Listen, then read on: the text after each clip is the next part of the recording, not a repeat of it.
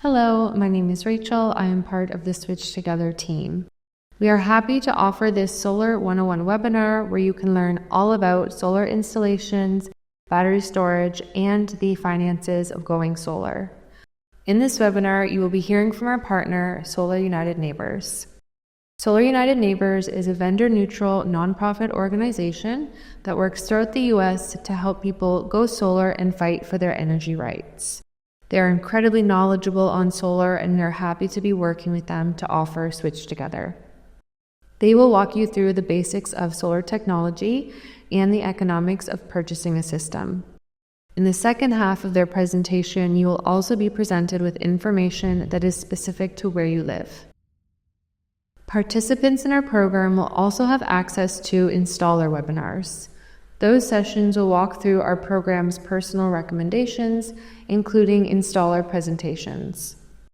In addition to our webinars, you can access more information about solar panels and our program on our website's blog or our FAQ section. I'll now give the floor to our partners at Solar United Neighbors.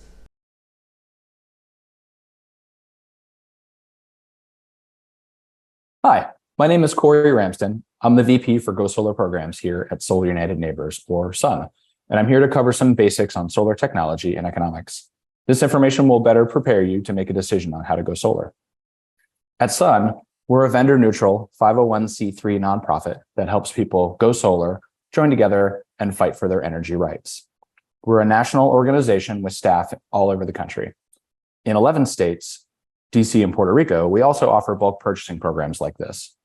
Since we got our start in 2007, we've helped thousands of people go solar. Our story began with something called the Mount Pleasant Solar Co-op in Washington, DC back in 2007. Walter, pictured on the left, is the son of our executive director, Anya Schoolman. He and his friend Diego wanted to go solar. Anya looked into it and quickly found out that going solar wasn't so easy at the time. Walter and Diego went door to door around the neighborhood and signed up 50 neighbors interested in working together to untangle the complicated process. After lots of meetings and research and coordination, 45 neighbors in that first group went solar. After that, Anya started getting calls from people all over the country wanting to organize similar groups. Today, we focus on helping people go solar, joining together, and fighting for their energy rights. Sometimes that means an educational webinar like this, or it could be a solar happy hour to celebrate a new batch of solar homeowners. And sometimes it means defending solar energy bill crediting policies, or working to pass a state law to prevent homeowners associations from stopping solar, or working with a city to make solar permitting easier for everyone. Before we get into the presentation, I want to take a moment to address the inequities in our current energy system. Low-income and communities of color have the highest energy burdens. On average, low-income households spend 7.2% of their income on utilities, while higher incomes spend only 2.3%. Communities of color, particularly the Black community, bear an unfair share of the cost of energy production, but receive fewer benefits. Families of color are more often harmed by higher utility bills and shutoffs. On top of that, housing discrimination is a barrier to homeownership and thus solar ownership.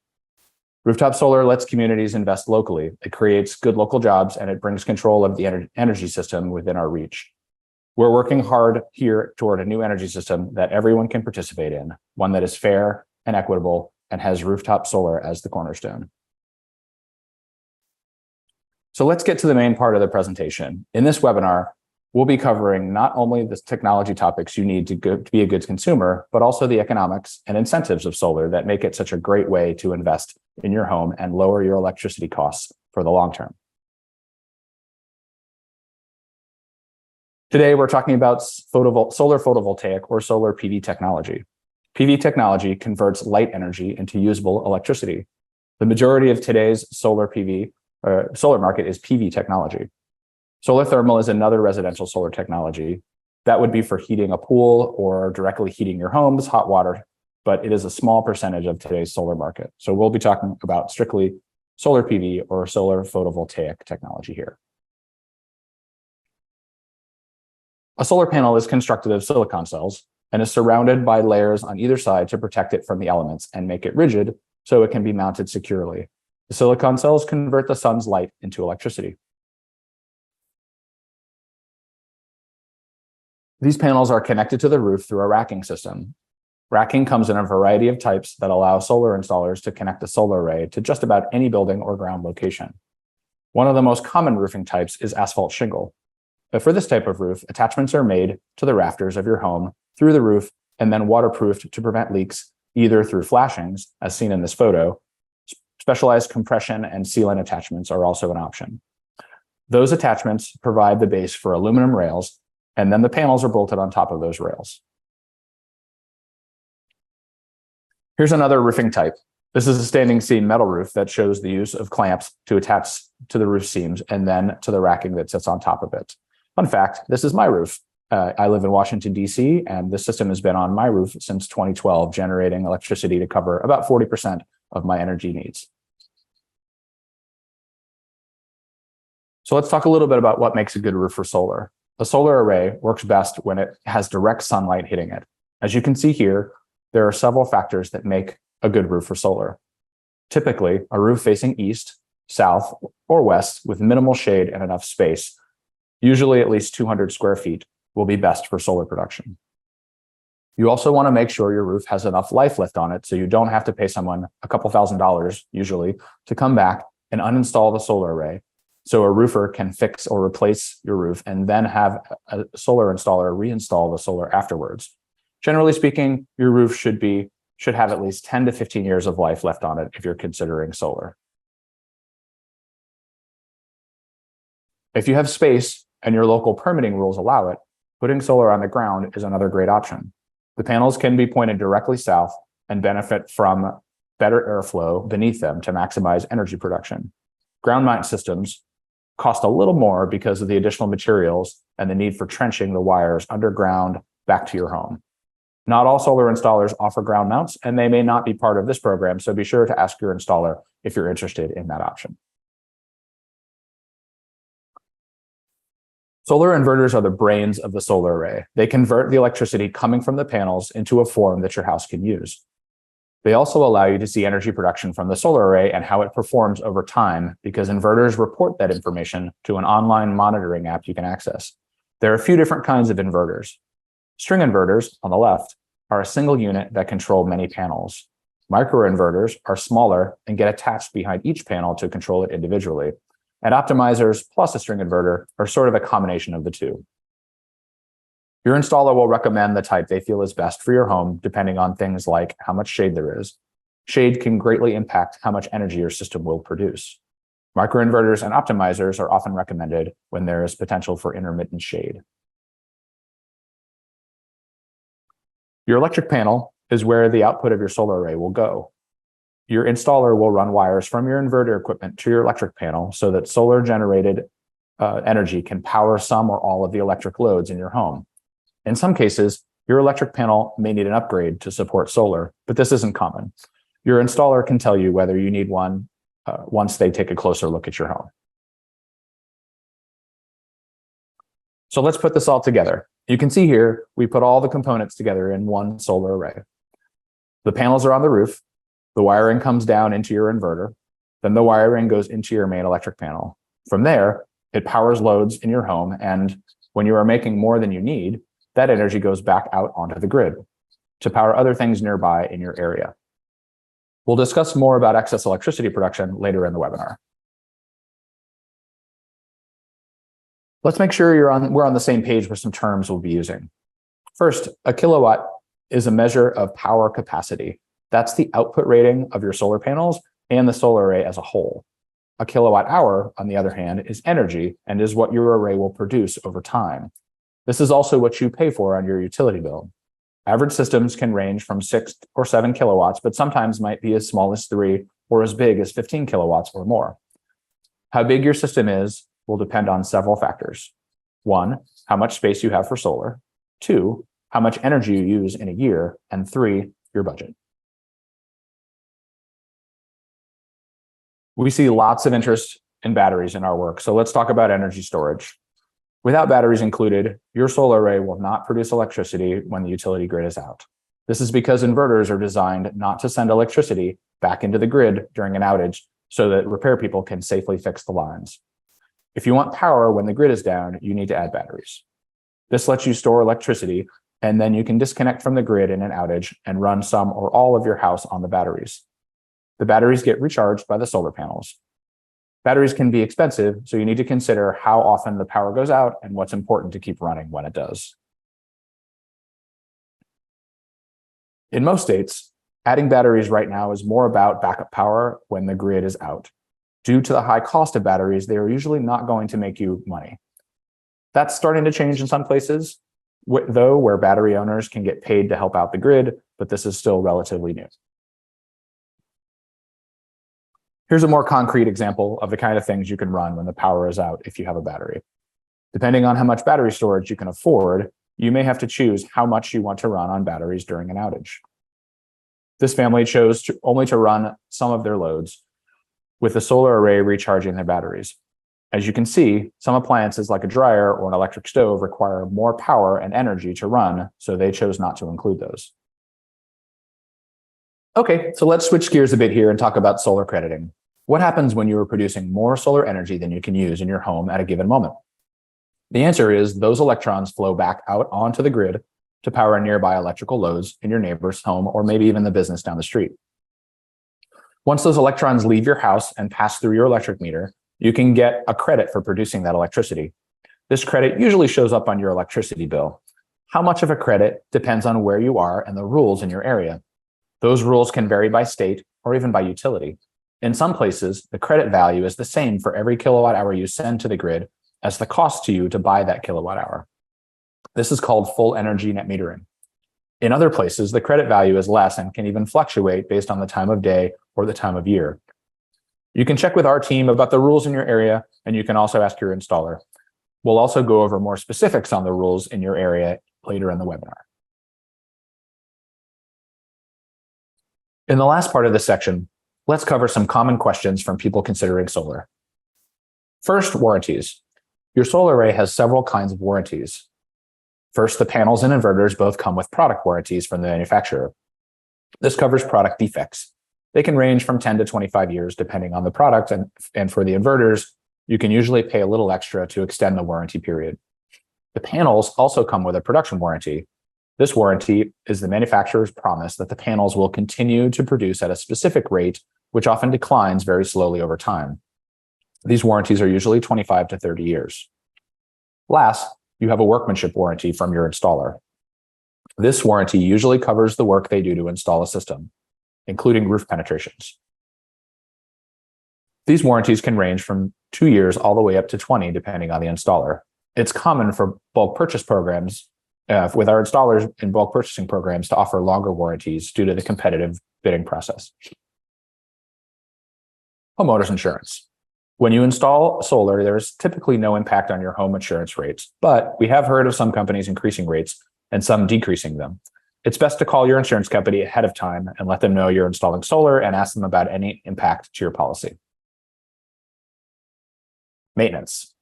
Solar is a very low maintenance technology, but like anything else installed in your home, like an air conditioner or a furnace, you need to get it inspected periodically. We typically recommend having someone come take a look and do a visual inspection every 3 to 5 years. This is also a good time to get your panels cleaned if you live somewhere where dirt and dust tend to accumulate.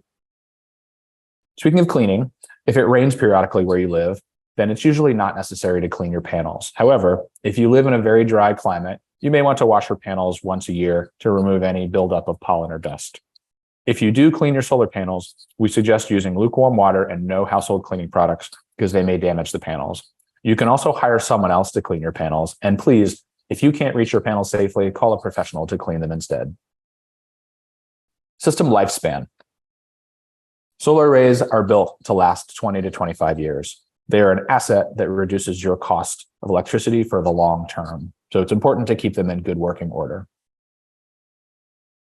Homeowners association. If you live in an area with a homeowners association, be sure to check with them when going solar to confirm the process for approval. Many HOAs are supportive of solar, but some aren't. It's best to know ahead of time to avoid any surprises. In many states, there are also laws that say if or how much an HOA can restrict solar. Your installer may also be willing to help you through this process, and we have a guide available as well to help you navigate the process. And last, historic districts. If you live someplace in a historic preservation rules, be sure to ask your installer what additional steps may be required. Historic districts sometimes restrict whether your panels can be visible from street level. This may require the installer to make different design decisions to accommodate the rules, and there may be additional approval steps to get the permit.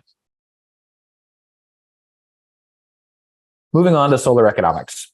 That covers all the tech topics we want to share, so let's switch now and talking about the economics of solar. As you can see from this chart, the cost of solar has dropped dramatically over the years. Gone are the days of solar being a boutique investment for the well-off. Because of solar price declines and various financing options, solar is available to a wider and wider cross-section of people. As that price has come down, the main area of cost for installers has changed. The main takeaway from this graphic here is that the biggest cost to installers these days are soft costs, or in other words, everything but the equipment and materials. That includes the cost of finding new customers like you. This is one of the reasons that bulk purchasing programs like this work. They reduce the cost to installers to find customers, and you share that savings with them. One of the main drivers of the economics of solar is the federal tax credit. Available all over the country, and thanks to the Inflation Reduction Act of 2022, it's set at 30% of the system cost until 2032. This is a non-refundable credit, which means that it is directly reducing your tax liability. If there's any credit left over in 1 year, you can roll it over and take the rest of it in future years until it's used up. If you own your home, this credit is likely available to you. As always, with any tax issue, please consult your tax professional to make sure you understand whether this credit is applicable to your circumstances. To pay for solar, most people need some sort of financing. There are a lot of options available today. Loans are available through your installer, and you can also source those funds directly from your local bank or credit union, or even a home equity line of credit. In some states, third-party ownership is also available. In this arrangement, someone else owns the solar array and maintains it, and you just pay them monthly for either the use of the array, which is a lease, or for each kilowatt hour the array generates, which is called a power purchase agreement, or PPA. Thanks for listening. We're mostly done, but there are some solar topics that are more specific to where you live, like how solar is credited and valued, state and local incentives, some local tech considerations, and local pricings for solar. We'll cover these topics next.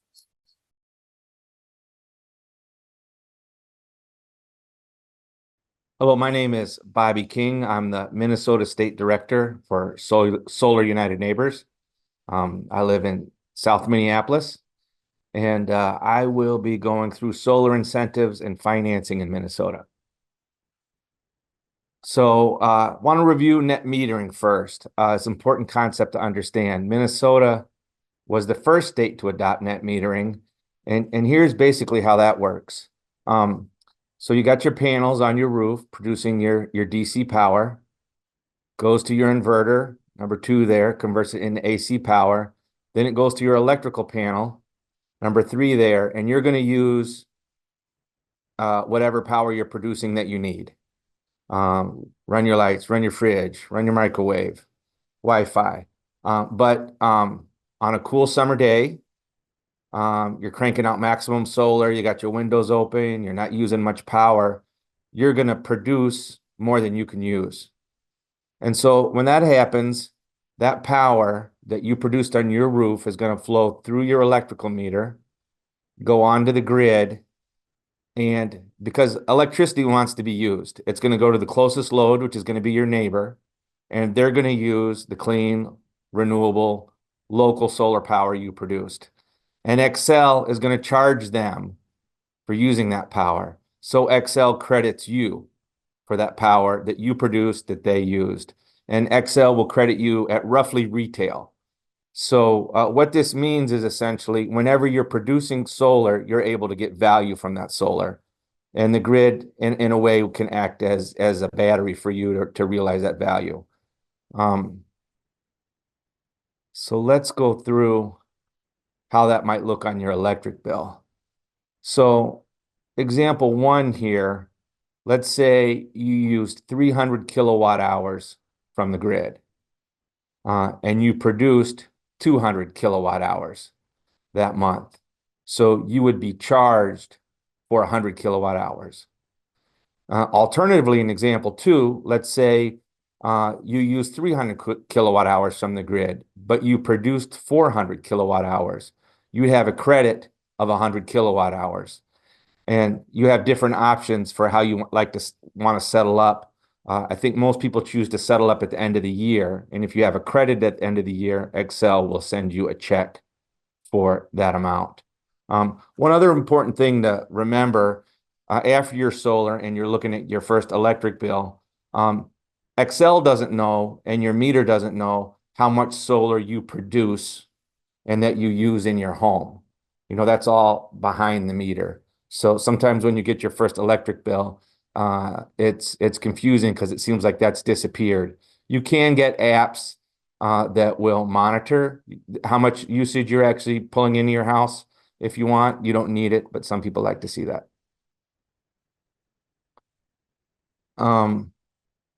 Then let's look at some sample pricing taken into account how net metering helps recover your investment in solar. So we'll figure $3.20 a watt for an 8 kilowatt system. Let's look at that farthest right column. That would be $25,600 for your solar array. Your tax credit, federal tax credit, is $17,680. And remember, that's a credit against taxes owed. So you'll have to give that installer that money, and you can recover it at your income tax time as long as your tax burden is large enough. But you can roll it over to multiple years. So assuming that federal income tax credit is, you can get your value from that. Your net cost there is $17,920. Estimated first year of electric savings we've got here is $1,293. And estimated 10-year of savings, $13,829. And then over the life of the system, 28,813, or I should say 25 years of this system. System will very likely last longer than 25 years. We use 25 because that's the warranty period. So the net profit in that 25-year period is 20,893. And so that's important. Net metering makes those numbers possible, because if you were putting electricity back on the grid and not getting compensated for it, you'd be losing a lot of value. So that's an important state policy we have that makes solar work in our state. It looks like, you know, you see your estimated 10-year savings here is 13,829. Net cost was 17,920. Just guessing, the break-even period for this install looks like it would be around 12 years. That's something people are interested in tracking, and that's pretty typical for Minnesota, is to see between an 8 to 12 year payback period, unless you can tap into some incentives that we'll go through in just a bit. Here's an example of looking at financing, you know, how the numbers play out if you get financing. So this slide's a little old. I see we've got a 4% interest rate, which is be a good rate if you could get it now. But again, take the 8 kilowatt. You'll look at your monthly loan payment for the 15-year loan would be $133. Your electric savings at 108. So your net monthly payment is 25. And then over the course of the 25 years, you'll still come out ahead. But of course, you know, interest rates will have eaten up some of the money you would have made if you were able to pay cash. So Xcel Solar Rewards. That's an incentive available to anybody in Xcel territory that goes solar. You have to limit the size of your array to 120% of your annual usage. And it pays 3 cents a kilowatt hour for 10 years. We started the year with 11.5 million in the fund. There's plenty of funds left to get anybody who wants through the year, I think. So the important thing to remember about this incentive is if you have a really large, great roof, you might want to forego this incentive and put up a system that's producing 200% of your electricity or 180% of your electricity, because the value of net metering to the additional solar that you produce might create a better payback period for you. Or some people just want to produce as much renewable power as the roof allows them, and they're willing to forego the incentive. That's something to let your installer know. Kind of what are you looking for? Are you looking for the quickest payback period? Are you looking for the maximum amount of solar you can produce? Because that might shape the proposal that you get. Then, yeah, let's look at how the Xcel Energy Solar Rewards program plays out with the system. So in this example, we have a 5 kilowatt system. The first year of solar rewards is $2,790. That's 3 cents a kilowatt hour for all the solar produced. Xcel Energy will put up a separate meter at your house if you do the solar rewards to track that production. And then over the 10 years, you'll be paid out $2,790.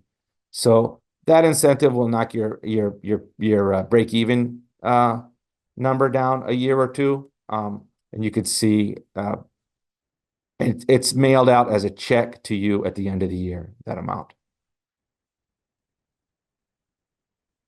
So there's a separate solar rewards incentive called the income qualified solar rewards. And this is for homeowners that are income qualified. They can get an incentive of $275 a watt upfront. So you'll see if solar runs, between, $290 to $320 a watt, that's a substantial percentage of your upfront cost. So this is a fantastic incentive, and it's going to make it does make solar available to people with limited incomes. So to qualify for this incentive, you need to be receiving energy assistance, medical assistance, WIC or SNAP, be a community land trust homeowner or a Habitat for Humanity homeowner, and you'll need some documentation that you're in one of those categories. If you are, you get the $275 a watt upfront. You also have to limit the size of your array to 100% of usage, as determined by this calculator called PV Watts. And you can't calculate shading into determining that 120%. So sometimes that does result in a smaller system than you'd like, but you'll just need to do that to get this incentive.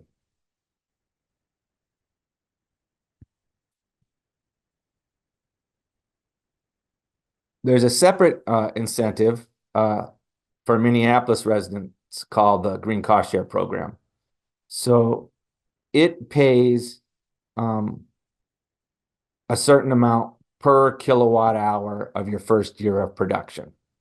So for anyone in the group buy living in Minneapolis, it would be 20 cents a kilowatt hour for the estimated first year of production. That equals about 25 cents a watt in most cases.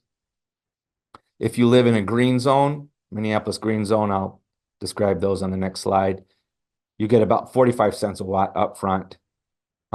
And if you qualify for the income qualified solar rewards, Xcel Solar Rewards, you get 40 cents for the estimated first year of annual production. That equals about 50 cents a watt upfront. That's a limited pot of money that Sun has to distribute to people in this group buy. And here's the green zones. These are areas of the city that the city has determined are disproportionately people of color living in them and disproportionately harmed by the impacts of pollution. So the city's devoted some extra resources into trying to adjust for that inequity. And if you want to scan this QR code, you can type your address into a map the city has to find out if you live in one of those green zones. So let's just look at what here's some examples of what the Minneapolis Green Cost Share can pay. This is for a 5 kilowatt system, and it dropped down to that bottom row just before the net costs. Like for a 5 kilowatt system, it would be about, for the base rate, if you're not in the green zone, if you're not income qualified, you get about 1,250. If you're in the green zone for that 5 kilowatt system, the payment would be about 2,187. And if you're income qualified, you get about 2,500. So this is a pool of money that Sun applies to the city for. Then Sun distributes the money to folks in the green in the group buy, and then Sun, and we get reimbursed. So that'll come through Sun, and then we get reimbursed by the city. So let's look at an example of an income qualified homeowner. So that's a homeowner that qualified for one of the Excel Solar Reward categories: medical assistance, energy assistance, WIC, SNAP, EBT, a community land trust homeowner, or a habitat homeowner. So you fell into one of these categories. Here's an example of your upfront costs. So this is a 5 kilowatt system. We're estimated 314 a watt here. Your income qualified solar rewards, 275 a watt, will come out to 13,750. That's an upfront payment. Minneapolis Solar Green cost share would come out to 2,500. So the upfront cost of a homeowner in Minneapolis would be zero. And through the group buy, we've arranged for those incentives to go directly to the installer. So there would be no out-of-pocket costs for someone in that case. Outside of Minneapolis, you'd have a payment of 1,950. So this is a very substantial incentive that, if you can qualify for, will make solar available to a lot more people that with lower incomes. Then let's look at some lending options. Some installers will offer loans, and you could look at what they offer. Or of course, you can find financing on your own.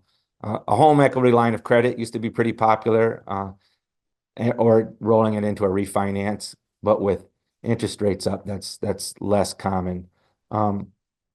But there is money to be saved if you're going to borrow for the solar. So look around. If you go to our webpage, solarunitedneighbors.org/financing, we've got what we know of that's solar specific. Be sure to scroll down on the bottom, and you'll see Minnesota, and click on that, and there'll be some Minnesota specific options too. Here's some that are always worth checking out. The Lending Center at the Center for Energy and the Environment, that's a local nonprofit that makes loans for home improvements, for energy efficiency, and for solar. The CU Green Solar Loan is a program through Affinity Plus Credit Union and Highway Credit Union. They've got a pretty competitive product. And then Members Cooperative Credit Union has a competitive product. That's actually up in Duluth, though, so that's more for folks that are working with us in Duluth. Yeah, and here's more information about Center for Energy and the Environment and their solar financing. They're a nonprofit, has a very competitive product. If you are looking for financing, I recommend starting there and see what they can do for you, and then see if you can beat it. And they have, with the 17 cities listed below there, Anoka, Blaine, Minneapolis is included. They have some special loan products, including with the city of Minneapolis. There's even a 0% loan in some cases, and it's coupled with a potential grant you could get. So go to their website up there, www.mcee.org/solar, and do a little digging into what they can do for you if you need financing. Then what if you're like me? I'm in South Minneapolis. I got a very shady home. Solar's just not going to work. So if that ends up being the case for you, you could look into getting community solar. So that's where a solar developer has put up a large array somewhere, and you're subscribing to get power from that solar array. And you'll realize savings from that. I do that, and I realize electric savings on my bill. If you go to our website, solarunitedneighbors.org/community solar, we've got a little more information and a list of all the gardens we know that are looking for subscribers now. You can couple community solar with rooftop solar, but the combination of the power you produce through your rooftop and through your community solar can't be more than 120% of your usage to do community solar. So if you've maxed out on your rooftop, but later you add a vehicle, that would be a good time to look for community solar to supplement your rooftop. Or if because of the size of your rooftop's only generating 50, 60, 70% of your power usage, you could complement that with community solar. So we'd invite you to stay engaged with Solar United Neighbors. You want to go to this our website and with /join there, sign up. We'll send you emails, keep you updated, give you opportunities to take action on policy that makes more solar possible. Welcome you to do that. Then if you want to get in touch with me or the Minnesota team, the other folks within Sun that do work in Minnesota, you can reach me at this phone number or this email address. Will get me and the rest of our Minnesota team.